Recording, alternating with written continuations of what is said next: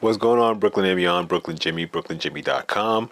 And I'm doing this little video because yesterday I found out that DJI on the Fly app, after I went out with my Mini 3 like a week ago and had that problem with the no-fly zone restriction on a neighboring building, which didn't need a no-fly zone, but I went out and got the drone hacks, and now yesterday I find out that DJI is no longer using its no-fly zones. They'll give you warnings about when you're in restricted zones, but they would no longer restrict your drone from flying near these spaces. So the drone hacks that I have on my Mini 3 is now unnecessary.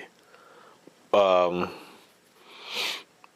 mean, I still got it. It doesn't hurt the drone, but I guess when it's time to upgrade, I just don't have to worry about losing the hack and having to worry about no-fly zones anymore. But Infinity Drones did post that when the newer firmware updates, I think it's for the RC controllers, or I gotta read his post again.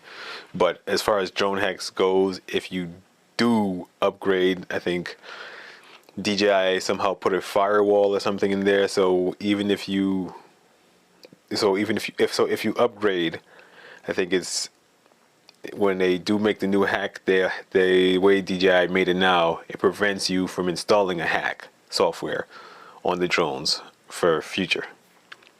So kind of torn there. Do I stick with the drone hacks and just never upgrade my Mini 3 again?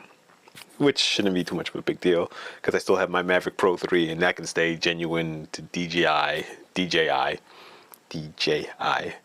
So yeah, Brooklyn salute.